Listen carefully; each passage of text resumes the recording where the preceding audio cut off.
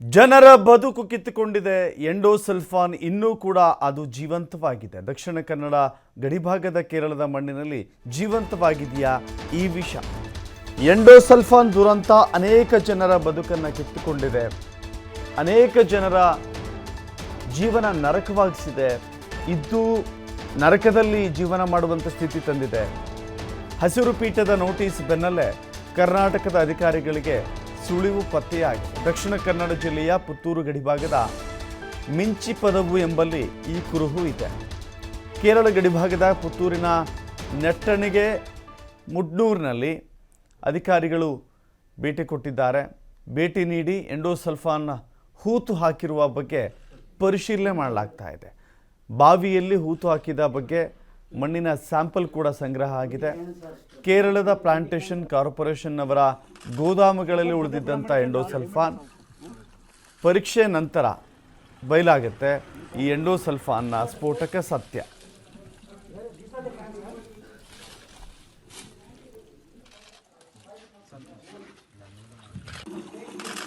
Offer general parameters and all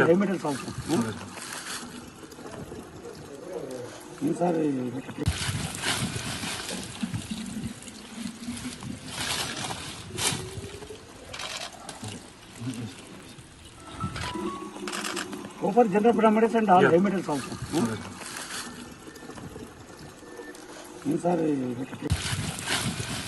S, endosulfan ದುರಂತದಿಂದ ಅನೇಕರು ತಮ್ಮ ಬದುಕನ್ನು ಕಳೆದುಕೊಂಡಿದ್ದಾರೆ. ಅಂಗವಿಕಲರಾಗಿದ್ದಾರೆ. ನಡೆದಾಡಲು ಆಗದೆ, ಎದ್ದೇಳಲು ಆಗದೆ, ಕುಳಿತಲ್ಲಿಯೇ ಕುಳಿತು ಒಂದು ರೀತಿ ಅವರು ಇದ್ದೂ ಇಲ್ಲದಂತೆಯೇ ಬದುಕನ್ನು ನಡೆಸ್ತಾ ಇದ್ದಾರೆ.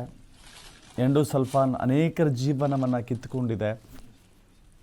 ಈಗಲೂ ಕೂಡ ಆ ದುರಂತದ ವಿಷಯ ಇದೆಯಲ್ಲ, ಈಗಲೂ ಕೂಡ ಇದೆಯಾ ಹಾಗಾದರೆ ಅನುಮಾನ ಮೂಡ್ತಾ ಇದೆ.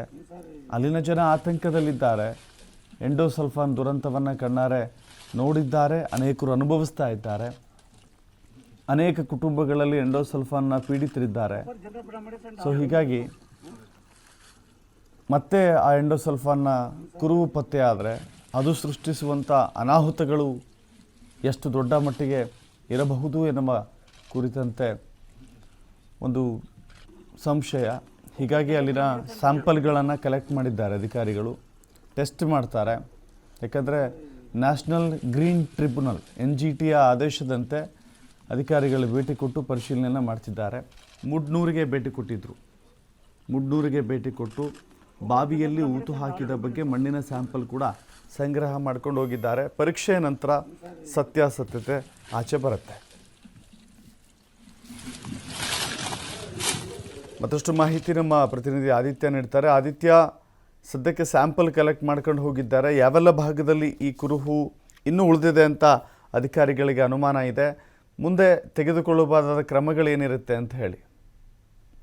ದಶರಥ್, ನಿಜವಾಗ್ಲೂ ಎಂಡೋಸಲ್ಫಾನ್ ಅನ್ನುವಂಥದ್ದು ಜನರ ಜೀವನಕ್ಕೆ ಎಷ್ಟರ ಮಟ್ಟಿಗೆ ಮಾರಕವಾಗಿತ್ತು. ಆ ಮಾರಕತೆಯ ಕುರುಹುಗಳನ್ನ ನಾವು ಇವತ್ತು ಕೂಡ ನೋಡ್ತಾ ಇದ್ದೇವೆ. ಎಷ್ಟೋ ಜನ ಶಾಶ್ವತವಾಗಿ ಅಂಗವೈಕಲ್ಯಕ್ಕೆ ಒಳಗಾಗಿದ್ದಾರೆ. ಎಷ್ಟು ಮಕ್ಕಳು, ಸಣ್ಣ ವಯಸ್ಸಿನ ಮಕ್ಕಳನ್ನ ಕೂಡ ನಾವು ನೋಡ್ತೀವಿ. ಪ್ರಮುಖವಾಗಿ ಕೇರಳ ಮತ್ತು ಕರ್ನಾಟಕ ಗಡಿ ಪ್ರದೇಶ, ಅದರಲ್ಲೂ ಕರ್ನಾಟಕ ಅಂದರೆ ದಕ್ಷಿಣ ಕನ್ನಡ ಜಿಲ್ಲೆಯಲ್ಲಿ ಬೆಳ್ತಂಗಡಿ ಭಾಗ ಆಗಿರ್ಬೋದು, ಪುತ್ತೂರು ಭಾಗ, ಸುಳ್ಯ ಭಾಗದಲ್ಲೂ ಇನ್ನೂ ಕೂಡ ಎಂಡೋಸಲ್ಫಾನ್ ಪೀಡಿತರಿದ್ದಾರೆ. ಇವರಿಗೆ ಒಂದು ಶಾಶ್ವತ ಪರಿಹಾರವನ್ನು ನೀಡುವಂತ ಕೆಲಸಗಳು ಕೂಡ ಸರಿಯಾಗಿ ಆಗ್ತಾ ಇಲ್ಲ. ಅಂತಹ ಒಂದು ಭೀಕರತೆಯ ನೆನಪು ಈಗ ಮತ್ತೆ ಮೂಡುವಂತ ಒಂದು ಪರಿಸ್ಥಿತಿ ನಿರ್ಮಾಣವಾಗಿರುವಂತದ್ದು.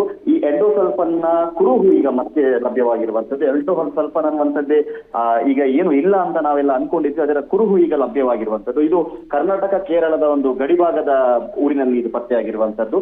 ಹಸಿರು ಪೀಠ ಏನಿದೆ, ಇದು ನೋಟಿಸ್ ಕೊಟ್ಟ ಬೆನ್ನಲ್ಲೇ ಅಧಿಕಾರಿಗಳು ಈ ಒಂದು ಎಂಡೋಸಲ್ಫಾನ್ ಒಂದು ಸುಳಿವನ್ನ ಪತ್ತೆ ಮಾಡಿದ್ದಾರೆ. ದಕ್ಷಿಣ ಕನ್ನಡ ಜಿಲ್ಲೆಯ ಒಂದು ಗಡಿಭಾಗ ಅಂತಾನೆ ಕರೆಯಲ್ಪಡುವಂತ ಪುತ್ತೂರು ಗಡಿಭಾಗ ಏನಿದೆ, ಇಲ್ಲಿ ಮಿಂಚಿಪದವು ಅನ್ನುವಂತ ಪ್ರದೇಶದಲ್ಲಿ ಈ ಒಂದು ಎಂಡೋಸಲ್ಫಾನ್ ನ ಕುರುಹು ಸಿಕ್ಕಿರುವಂತದ್ದು.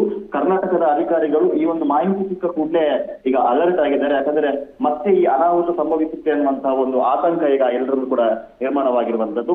ಉಡುಪಿಯ ಓರ್ವ ಮಾನವ ಹಕ್ಕುಗಳ ರಕ್ಷಣಾ ಪ್ರತಿಷ್ಠಾನದ ಅಧ್ಯಕ್ಷರಾದಂತಹ ರವೀಂದ್ರನಾಥ್ ಶಾನ್ಭೋಗ್ ಅನ್ನುವಂಥವ್ರು ಈ ವಿಚಾರವಾಗಿ ಒಂದು ದೂರನ್ನ ನೀಡಿದ್ರು. ಈ ದೂರಿನ ಆಧಾರದಲ್ಲಿ ಅಧಿಕಾರಿಗಳು ಪರಿಶೀಲನೆಯನ್ನ ನಡೆಸಿದ್ದಾರೆ.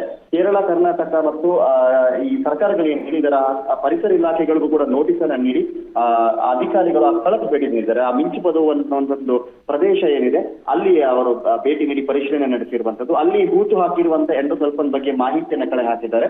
ಈ ಕೇರಳ ಭಾಗದಲ್ಲಿರುವಂತ ಪ್ಲಾಂಟೇಶನ್ ಅವರು ಯಾರಿದ್ದಾರೋ ಇವರ ಒಂದು ಕಾರ್ಪೊರೇಷನ್ ನಲ್ಲಿ ಇದು ಪತ್ತೆಯಾಗಿರುವಂತದ್ದು. ಎಂಡೋಸಲ್ಫಾನ್ ಅನ್ನ ಈಗ ಕಲೆಕ್ಟ್ ಮಾಡಿ ಈಗ ವರದಿ ಇದನ್ನ ಟೆಸ್ಟಿಂಗ್ ಆಗಿ ತೆಗೆದುಕೊಂಡು ಹೋಗಿದ್ದಾರೆ. ಈ ವರದಿ ಬಂದ ಬಳಿಕ ಇದರ ಬಗ್ಗೆ ಮಾಹಿತಿ ಲಭ್ಯವಾಗಬೇಕಾಗಿರುವಂತದ್ದು. ಈ ಮಾಹಿತಿ ಬಂತು ಅಂತಾದ್ರೆ ಇದೆಲ್ಲ ಯೂಸ್ ಆಗ್ತಾ ಇದೆ, ಯಾರಿದನ್ನ ಅಕ್ರಮವಾಗಿ ಹೀಗೆ ದಾಸ್ತಾನು ಮಾಡ್ತಾ ಇದ್ದಾರೋ ಇವರ ವಿರುದ್ಧ ಕಠಿಣವಾದ ಒಂದು ಕ್ರಮ ಆಗ್ಬೇಕು ಅನ್ನುವಂತ ಕೂಡ ಒಂದು ಆಗ್ರಹ ಕೂಡ ಈಗ ಕೇಳಿ ಬರ್ತಾ ಇರುವಂತದ್ದು. ದಶರಥ್, ಥ್ಯಾಂಕ್ ಯು ಆದಿತ್ಯ ನಿಮ್ಮೆಲ್ಲ ಮಾಹಿತಿಗೆ.